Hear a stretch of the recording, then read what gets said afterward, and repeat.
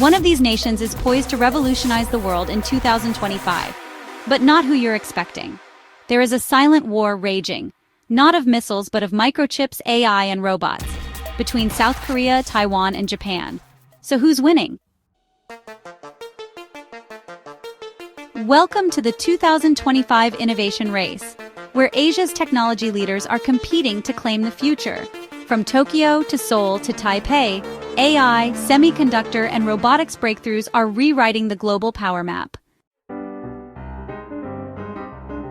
This isn't just a competition of gadgets or buzzwords. It's a global reshuffle of influence, money, and control. And the outcome might decide who dominates the 21st century. Each country is sprinting ahead in its own way.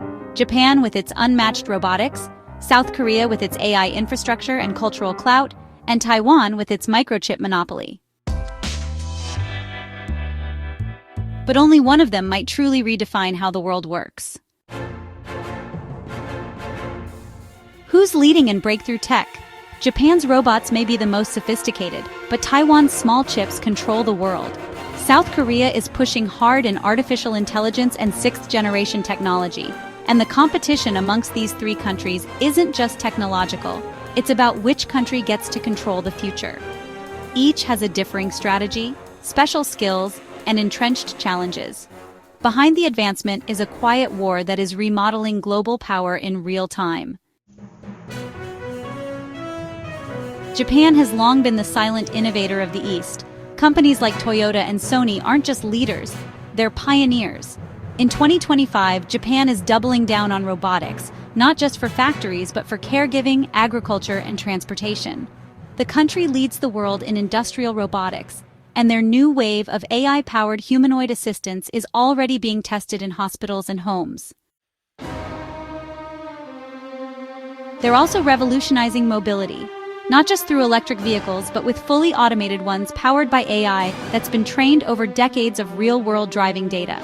Japan isn't just building machines, it's building trust, a reputation for reliability that spans generations. Then there's South Korea, aggressive, fast-moving, and daring. Samsung, one of the most valuable tech companies on the planet, has invested billions into next-gen chip manufacturing. But beyond that, South Korea is chasing a sixth-generation future, one that connects not just people but machines, cities, and systems.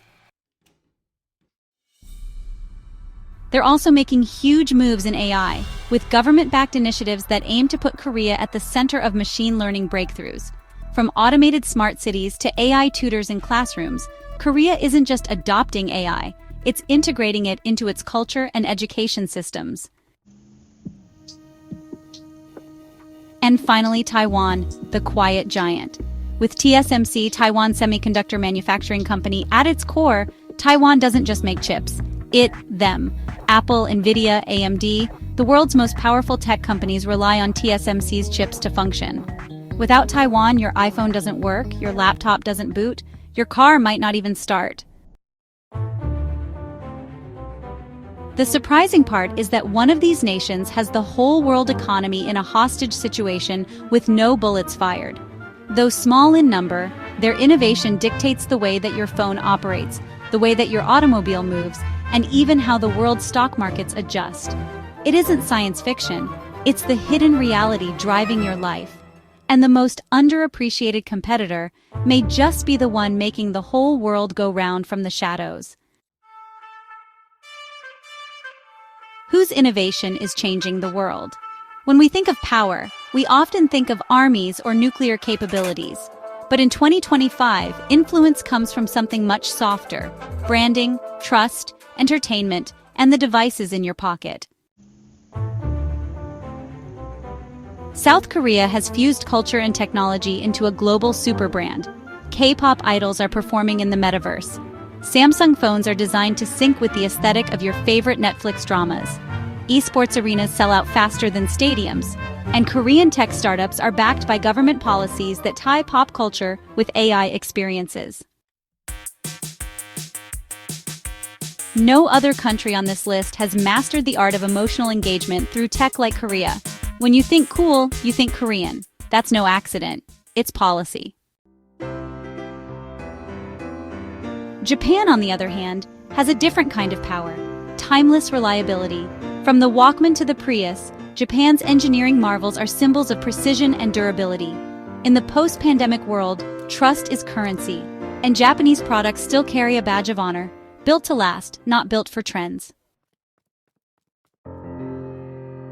Their influence might not be flashy, but when an international project demands reliability, from bullet trains to aerospace, Japan is still the first name on the shortlist.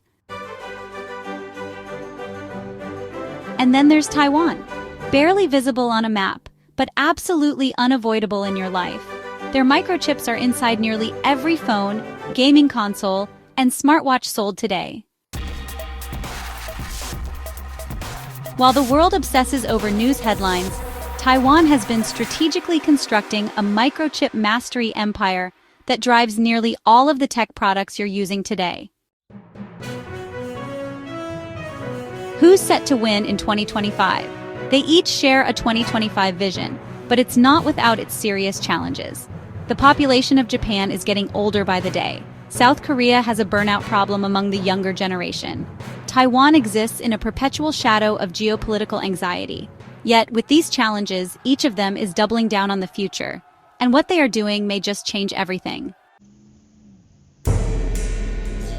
Japan's biggest problem isn't technological, it's demographic. With a population that's shrinking and aging faster than almost anywhere else on Earth, Japan is facing a looming labor crisis. But instead of panicking, Japan is building robots. Yes, literally. In Tokyo, robotic caregivers are assisting the elderly. On farms in rural Japan, AI-powered drones are replacing aging workers. Japan has bet that the best way to face a shrinking workforce is to make human labor optional. The government is also investing in quantum computing, green technology, and smart infrastructure, not just for innovation's sake, but to build systems that can run themselves. In Japan's eyes, the future is one where machines don't just assist humans, they replace the need for them. Meanwhile, South Korea is tackling a completely different issue: mental burnout and education pressure. The country's youth are some of the most digitally savvy in the world, but they're also among the most stressed. So the government is flipping the system. Starting in 2023, Korea began implementing AI-enhanced education nationwide. Every child learns with personalized digital tutors powered by adaptive machine learning. These systems adjust in real time to a student's strengths, weaknesses, and even mood. Beyond the classroom, Korea is also pushing hard into smart city tech, green biotech, and 6G mobile infrastructure. Their strategy is clear: grow a generation that's natively digital, fluent in code, creativity, and data from the start. Then there's Taiwan, perhaps the most high-stakes player in this game. Despite being a democracy, Taiwan lives under constant threat from China, which considers it a breakaway province. This makes Taiwan's stability fragile, and its chip industry absolutely critical. To secure its future, Taiwan is leaning into its biggest strength: semiconductors. It's not just doubling down on production, it's turning its chip mastery into a kind of diplomatic shield. The United States, European Union, and Japan have all invested heavily in Taiwan's supply chain, not just for business, but for... So who's really winning? Then who wins the 2025 innovation race? On raw tech superiority, it's Taiwan. On cultural influence, South Korea. On long-range infrastructures, Japan. But here's where it gets interesting. The actual winner may not be the highest number of breakthroughs. It may turn out to be the one that makes the rest of the world most reliant on them.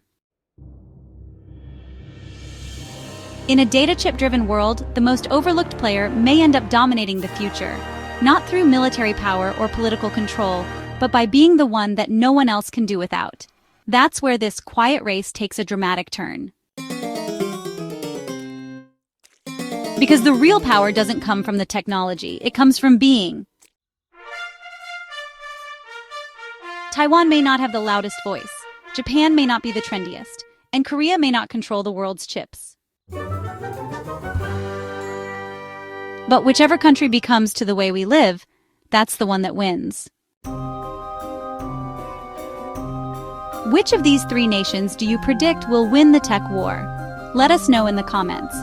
Don't forget to subscribe to see more stories that expose what's actually transforming our future, from the maps you look at to the machines you rely on daily.